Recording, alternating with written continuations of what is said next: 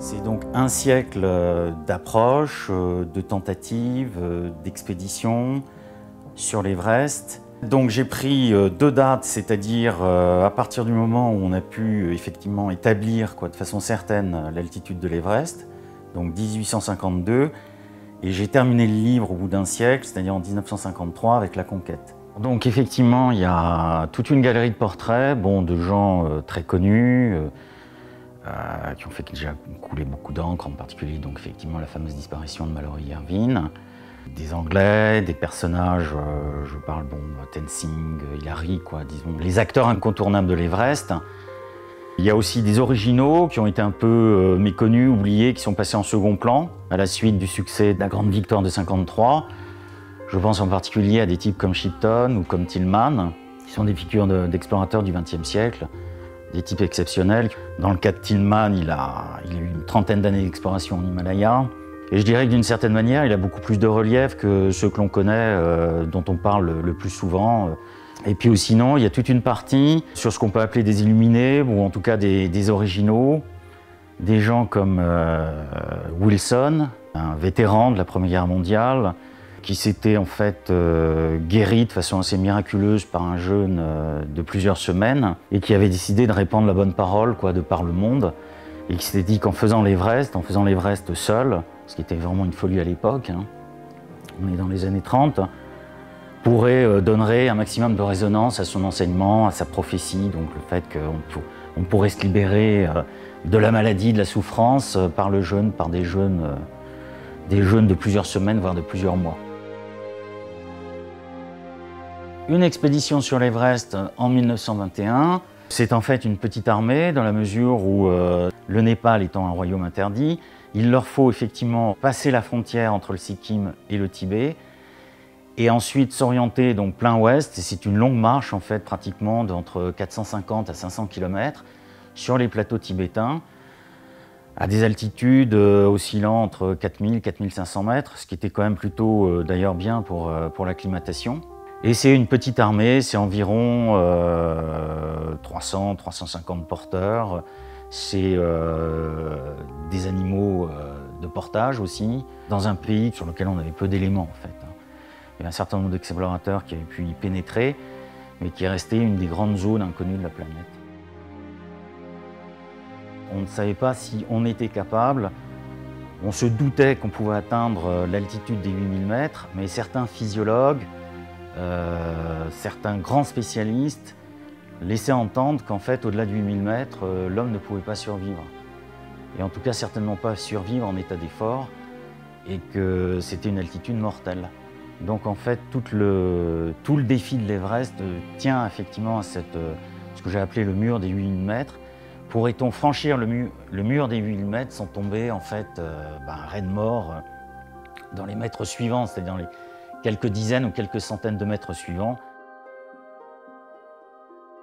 Il y a un épisode qui est complètement oublié, et là justement c'est un peu frappant. Cette année, là, pour la commémoration, c'est-à-dire que on met le projecteur plein feu sur les Anglais de 1953, et un peu aux dépens des deux expéditions suisses de 1952. Or les Suisses, en fait, ils ont joué un rôle déterminant.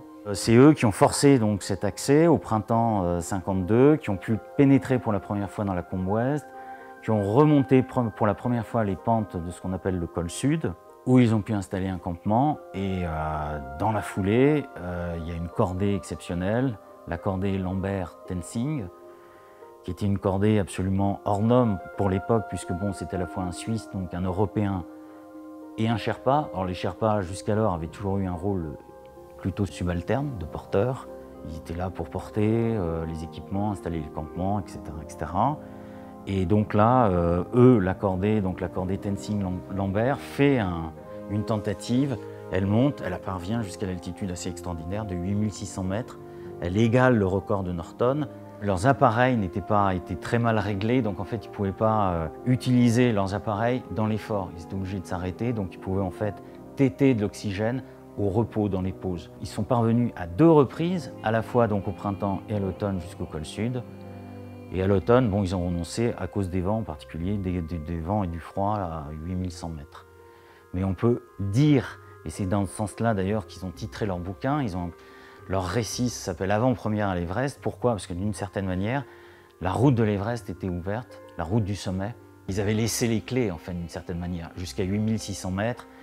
Et les Anglais ont pu profiter à la fois des stocks donc de la trace, des conseils de Tenzing, de ses connaissances, des différents camps, des stocks d'oxygène, de denrées, du matériel, jusqu'à une altitude considérable, puisque le dernier, je crois que le dernier stock, effectivement, les Suisses avaient monté encore des bouteilles d'oxygène jusqu'à 8200 mètres.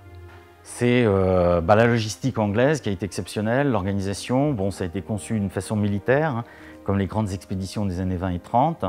Et la machine, c'est pourquoi? Parce qu'effectivement, les Anglais, alors là c'est pareil, c'est facile à comprendre, dans la mesure où il n'y avait plus le monopole sur l'Everest, il y avait des autorisations qui avaient été données, à la fois donc aux Français pour l'année 1954 et aux Suisses pour l'année 1955.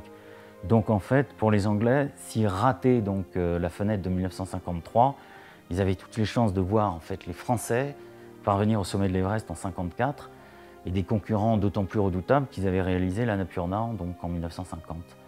Donc du coup, ils ont mis le paquet, et en particulier, ils ont mis le paquet sur ce qu'on appelle sur l'oxygène en fait. Et ça leur a permis de monter, donc oui, on peut parler effectivement d'un rouleau compresseur.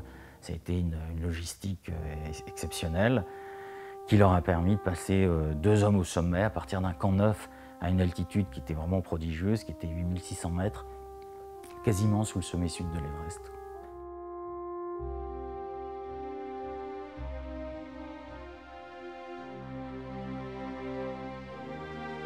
Moi, ce qui me touche le plus, c'est les tentatives un peu clandestines, solitaires.